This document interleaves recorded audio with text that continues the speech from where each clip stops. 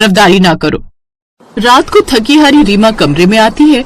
मुझे बताया तुमने पूरा दिन बहुत काम किया है, थक गई होगी बहुत। और सच कहूं तो जानता हूं कि कोमल तुम्हें जानकर परेशान करती है, लेकिन उसको कुछ कह दिया तो रोना धोना शुरू कर देगी।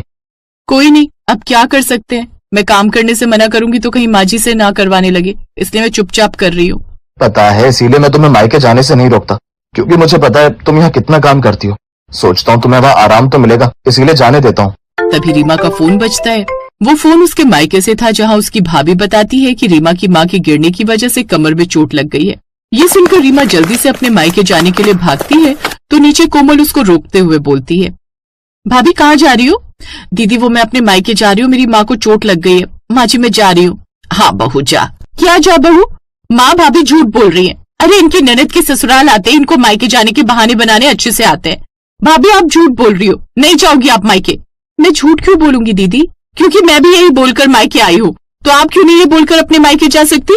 कोमल की बात सुनकर सुमन और समीर को गुस्सा आता है और रीमा को सही साबित करने के लिए पूरा परिवार रीमा के मायके जाता है, जहाँ रीमा की माँ लता के गिरने की वजह से कमर पर बहुत सूजन आ जाती है और डॉक्टर उन्हें 1 महीने का बेड रेस्ट बोलते हैं। ये देखकर कोमल को बुरा लगता है, लेकिन तभी रीमा की भाभी कोयल रीमा को बोलती है, दीदी माफ करना आपको परेशान किया।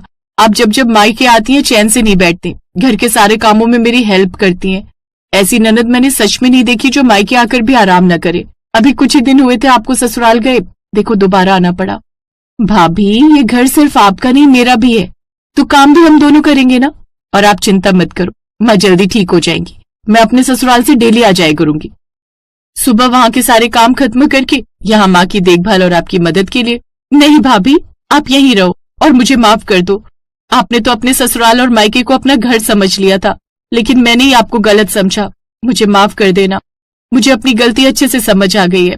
आप अपनी माँ की देखभाल करो, तब तक मैं अपने घर यानी आपके घर को संभालूंगी। कोमल को अपनी गलती का पछतावा भी होता है और वो माफी मांगकर उसको ठीक करने का फैसला भी लेती है। उस दिन उसको समझ आता है कि अगर वो अपने मायके को अपना घर समझ कर आती तो उसकी भाभी को अपने ससुराल को छोड़कर मायके में बार बार नहीं जाना पड़ता।